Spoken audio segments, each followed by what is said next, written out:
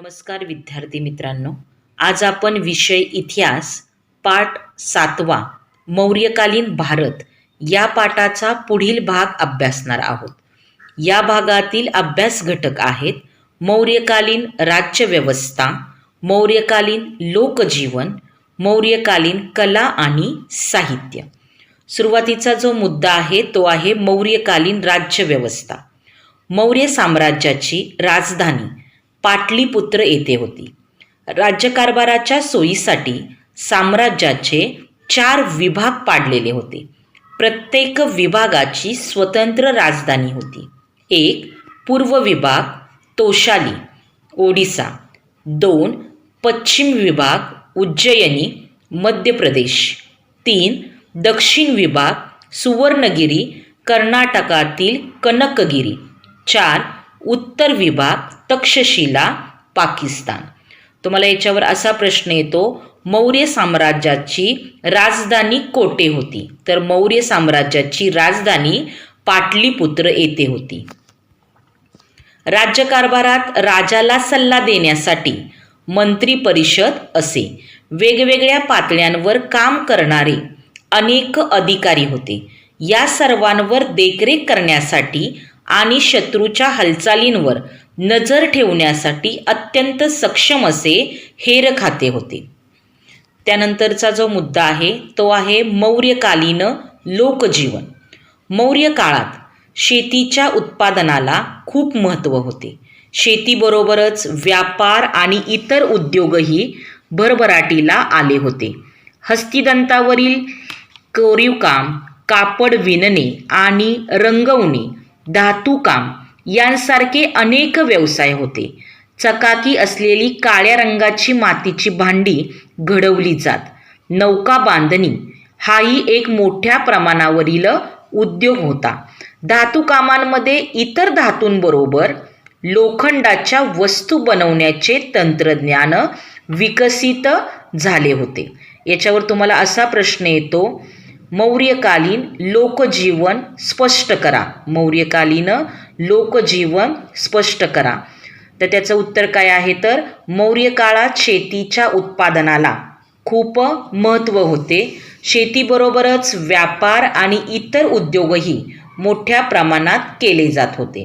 मग इतर उद्योग कोणते होते? तर हस्तिदंतावरील कोरीवकाम, कापड विणणे आणि ते रंगवणे, धातुकाम यांसारखे अनेक व्यवसाय केले जात होते.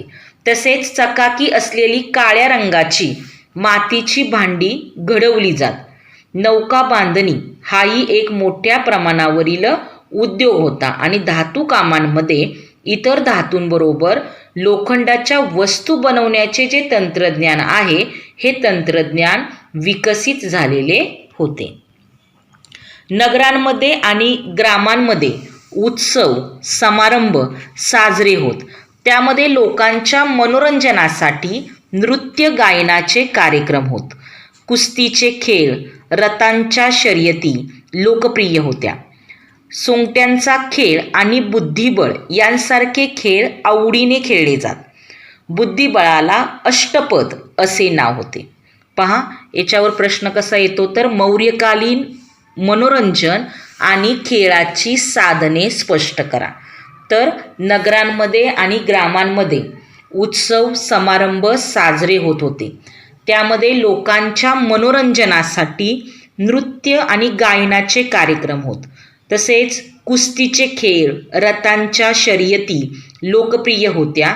सोंगट्यांचा खेळ आणि बुद्धिबळ यांसारखे खेळ आवडीने खेळले जात. बुद्धिबळाला अष्टपद असे नाव होते. बुद्धिबळाला अष्टपद असे नाव होते. पहा तुमच्यासमोर जे चित्र दिसत आहे ते चित्र आहे स्तंभशीर्ष. सारनाथ येथील मूळ स्तंभामध्ये स्तंभाच्या अगदी वरच्या भागावर 4 उभे आशियाई सिंह कोरले आहेत आणि या सिंहाखालच्या पट्टीवर पूर्वेकडे हत्ती, पश्चिमेकडे घोडा, दक्षिणेकडे बैल व उत्तरेकडे एक सिंह कोरला आहे. प्रत्येक जोडीमध्ये एक अशोक चक्र कोरले आहे. हे संपूर्ण शिल्प एका उलट्या कमळावर उभे आहे. हे कशाचे चित्र आहे तर स्तंभ शीर्षाचे चित्र आहे. सारनाथ येथील मूळ स्तंभामध्ये स्तंभाच्या अगदी वरच्या भागावर 4 उभे आशियाई सिंह कोरलेले आहेत. माहीत आहे का तुम्हाला भारताची राजमुद्रा सारनाथ येथील अशोक स्तंभाच्या आधारे तयार करण्यात आली आहे. सारनाथ येथील मूळ स्तंभावर 4 सिंह आहेत. प्रत्येक सिंहाच्या प्रतिमेखाली आडव्या पट्टीवर चक्र आहे. त्यांपैकी आपणास एकच चक्र पूर्णपणे दिसते. चक्राच्या एका बाजूस अश्व व दुसऱ्या बाजूस वृषभ आहे. राजमुद्रेची जी बाजू दिसत नाही त्या बाजूवर अशाच पद्धतीने हत्ती आणि सिंह हे 2 प्राणीही आहेत. त्यानंतरचा जो मुद्दा आहे तो आहे मौर्यकालीन कला आणि साहित्य. सम्राट अशोकाच्या काळात शिल्पकलेला उत्तेजन मिळाले. अशोकाने उभारलेले स्तंभ हे भारतीय शिल्पकलेचे उत्तम नमुने आहेत. त्याने उभारलेल्या स्तंभावर सिंह, हत्ती, बैल यांसारख्या प्राण्यांची अतिशय उत्तम शिल्पे आहेत. सारनाथ येथील अशोक स्तंभावरील चक्र भारताच्या राष्ट्रध्वजावर झळकते आहे. त्या स्तंभावर 4ही बाजूस सिंह आहेत. समोरून पाहताना त्यातील 3च आपल्याला दिसतात. ही भारताची राजमुद्रा आहे. पहा की अशोकाने उभारलेल्या स्तंभांवर सिंह, हत्ती, बैल यांसारख्या प्राण्यांची अतिशय उत्तम शिल्पे आहेत. तसेच सारनाथ येथील अशोक स्तंभावरील चक्र भारताच्या राष्ट्रध्वजावर झळकते आहे आणि त्या स्तंभावर 4ही बाजूस सिंह आहेत आणि समोरून पाहताना त्यातील 3च आपल्याला दिसतात. आणि ही काय आहे तर भारताची राजमुद्रा आहे, म्हणजेच भारताचे राष्ट्रचिन्ह आहे. राजमुद्रा भारताचे राष्ट्रचिन्ह आहे. पहा तुमच्या समोर जे चित्र दिसत आहे ते चित्र आहे बराबार येथील लेणे. बराबार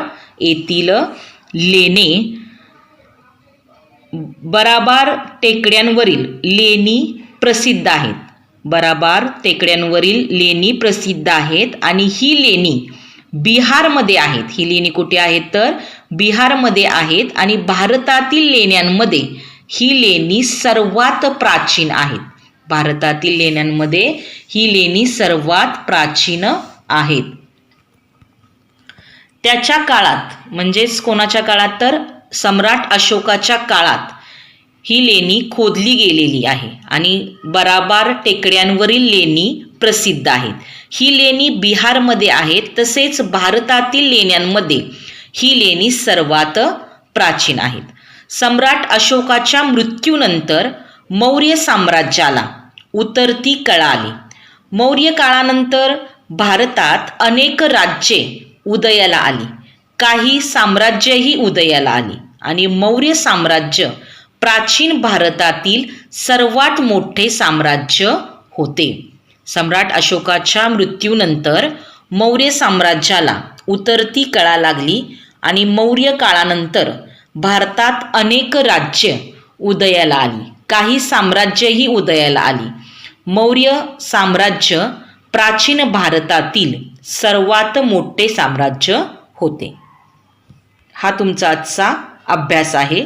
प्रश्न 1, मौर्यकालीन मनोरंजन आणि खेळाची साधने स्पष्ट करा. प्रश्न 2, सम्राट अशोकाने उभारलेल्या स्तंभावर कोणत्या प्राण्यांची शिल्पे आहेत? प्रश्न 3, मौर्य काळात कोणते व्यवसाय होते? या सर्व प्रश्नांची उत्तरे विद्यार्थ्यांनी आपल्या विषयाच्या वहीमध्ये लिहायची आहेत.